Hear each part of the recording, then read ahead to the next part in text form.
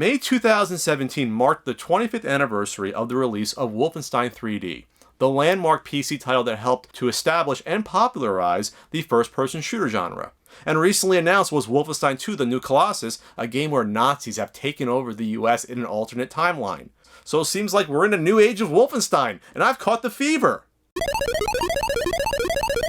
Junior, I'm not glorifying them, the Nazis are just characters in a video game. And I got my eye on you, Junior. I don't know what tweet means, but I'm sure it ain't good. Alright, let's keep this non-controversial. Ready to take on the National Socialist German Workers' Party? Here's the story. BJ Butchin Blazkowicz gets captured behind enemy lines in World War II Germany and must escape the Nazis' Castle Wolfenstein on his way to bringing down Hitler and the Third Reich. This revolutionary title was heralded not just for its great gameplay, but for the time its depiction of realism and violence that allowed players to become immersed in a gaming world more fully than perhaps any other video game that came before it. The massive success of Wolfenstein 3D on MS-DOS would lead to it being ported to other computer and console platforms, besides spawning the wave of all the first-person shooter games from the early to late 90s. Here's the shareware version of Wolfenstein 3D I purchased back in 1992. Oh, the fun I had with this. What great times. Escape from World War II prison. Great! Naturally, Wolfenstein 3D was never released on the NES, but it was on the Super Nintendo, so that's the version we're going to play right now. Sorry, force of habit.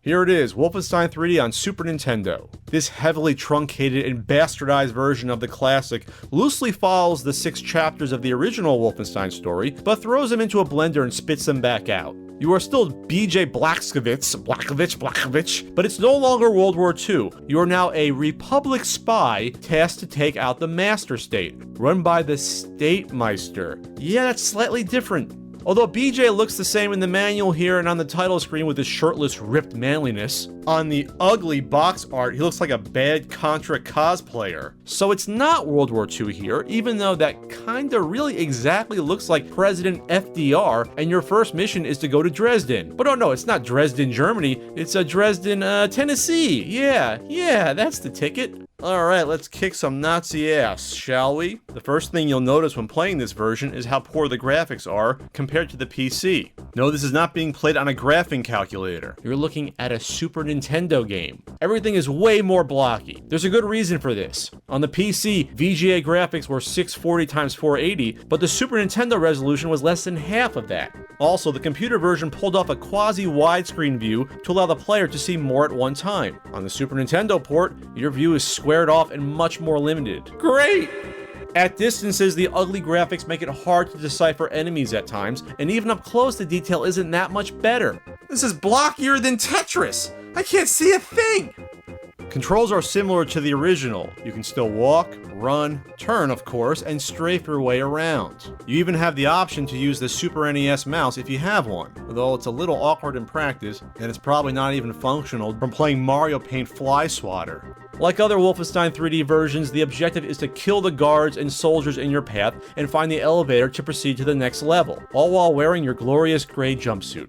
Along the way, you might have to find a key or two to get past locked doors to progress, and of course find weapons, ammo, and health to survive. This is the prototypical first-person shooter, if you don't count Catacomb 3D, Hover Tank, and Maze War from 1974. But you weren't shooting Nazis in those. But there are some stark differences between this and the original version. In accordance to censoring out references to World War II, any trace of Germany or the Nazis is now gone. No more swastikas on the walls, no more iron crosses, and Hitler is now sort of there, just with a clean shave, which I guess makes him not Hitler now? Again, Hitler, not Hitler. I'm just pointing out how silly the censorship is. Hysterical! Keep it coming, bro! I don't think it was that funny, Ned. You can stop laughing. Just enjoying a good laugh, Snowflake. Violence is toned down in this port in terms of blood. While in the original, blood spurted everywhere when enemies were killed, here it's gone and only appears on the face of BJ when his health is low. When my health is low, I like a good BJ. The German Shepherd dogs from the original are now gone as well and have been replaced with mutant rats. What? How is that goofy replacement an improvement? You're still killing an animal, even though it's not as cute and cuddly to most. I think it's silly for Nintendo to think that they've toned down the violence here somewhat, but a kind reminder this is also during the time period where they stupidly censored Mortal Kombat. Yeah, kick him in the chest, Johnny Cage. In regards to the level design, the stages are not based upon the first DOS release, but rather a map remix pack called The Original Encounter. The music is actually alright. The tracks are a mix of ones from Wolfenstein 3D and the follow-up prequel, Spear of Destiny. But this one track, though, sounds familiar.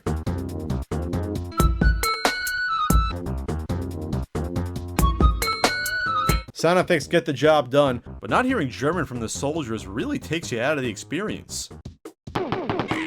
Huh? Well, that's an interesting change. How dare those greaseball developers censor the voice I wanted to hear? I'm offended.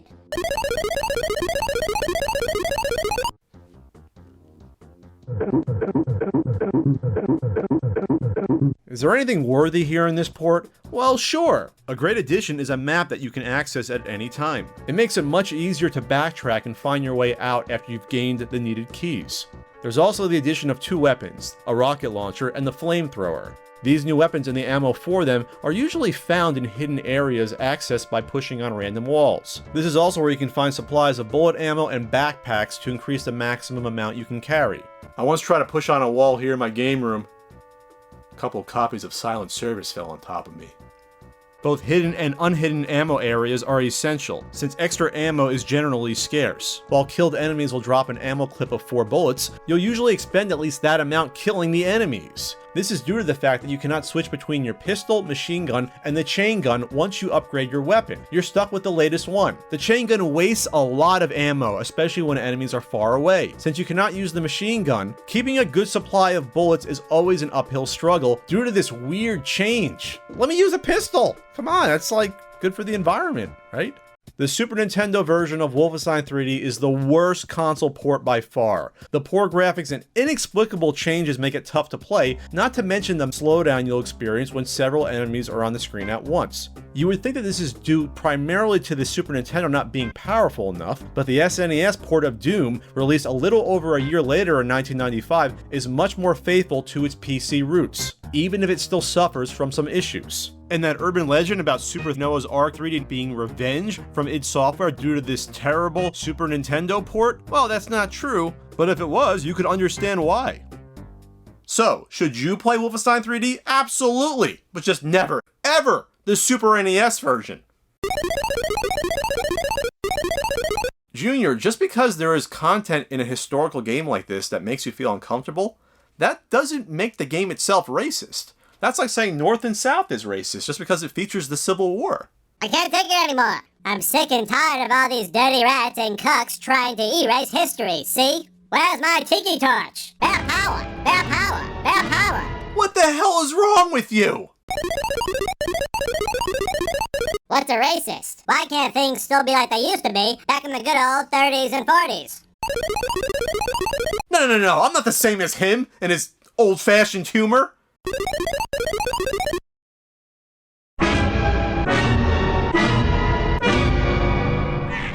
Whoa, wait a minute. That's just a religious symbol on that PC Engine CD sample. That doesn't mean anything. Hitler! Nazis! That's funnier than the Marx Brothers! What are you doing? Oh, that's insane. Don't do that. My phone's blowing up. I gotta hand it to game journalism sites. They're pretty quick. AJ's calling me? I haven't heard from him in a while. Hello? All of my advertisers are gone? Pat, if you need a new sponsor, I have some connections at Lucky Strikes. There is one more advertiser left? Who is it? Oh no, I'm not gonna do it. I will die before I do a review of Sonic the Hedgehog on the Sega Forever Games Collection. Let's have some speedy fun on our iOS or Android device. Woo, Sonic the Blue Blur! Go! Sega forever! Always will be Sega! We'll be Sega forever! Yeah! Sonic Tails! I love me some Sega! Tails is the best pal I could ever have! Ever! Yeah! Oh, please kill me! Kill me, please!